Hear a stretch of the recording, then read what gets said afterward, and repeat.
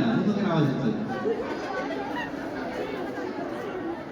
আজকে আমরা যে মুহূর্তে সময় দাঁড়িয়ে আছি, কারণ সবাই আমরা বুঝতে পারছি, সবাই জানি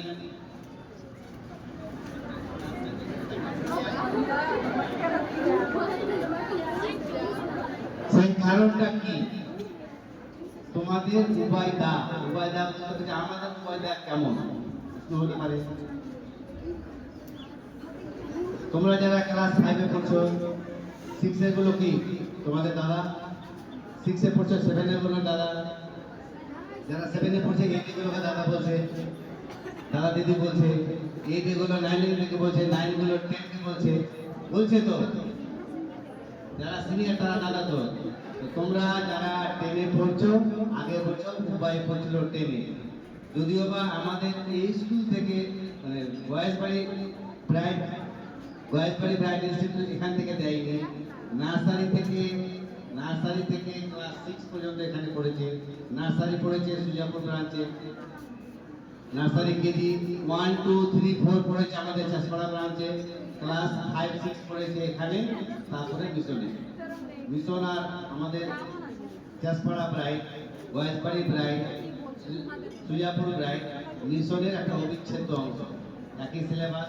তোমরা এখানে যারা 5, 6, 7, 8, 9, 10 পড়ছো, একই বই, একই সিলেবাস, এমনকি প্রশ্নয়া সবকিছুই। তো অপশন হিসেবে অনেকে ওখানে থাকছে, কেউ এখানে পড়ছে। তো উপায় তোমাদের যারা 10-এ পড়ছো তাদের 1 বছর সিনিয়র, আর সবার থেকে তো সিনিয়র আছে তোমাদের দাদাই তো। তোমাদের উপায়টাকে আজকে আমরা সংবর্ধনা জানাচ্ছি। মাধ্যমিকে 2025 সালে যে মাধ্যমিকে পরীক্ষা হলো, রেজাল্ট হয়েছে, সেখানে র্যাঙ্ক করেছে। কতজন পরীক্ষা দিয়েছিল জানো কি?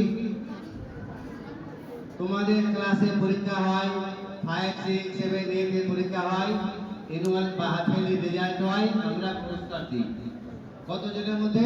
2টা সেকশন, 3টা সেকশন, 4টা সেকশন, 100, 150, 200 ছাত্রের মধ্যে ফার্স্ট সেকেন্ড থার্ড হলো, তাদেরকে আমরা ফার্স্ট সেকেন্ড থার্ডকে প্রাইজ দিই। মাধ্যমিক পরীক্ষা দিয়েছে 10 লক্ষ প্রাইজ। কত? প্রায় 10 লক্ষ, 9,86,000 সামথিং, প্রায় 10 লক্ষ পরীক্ষা দিয়েছে। 10 লক্ষ ছাত্র ছাত্রীর মধ্যে 10 র্যাঙ্ক করেছে।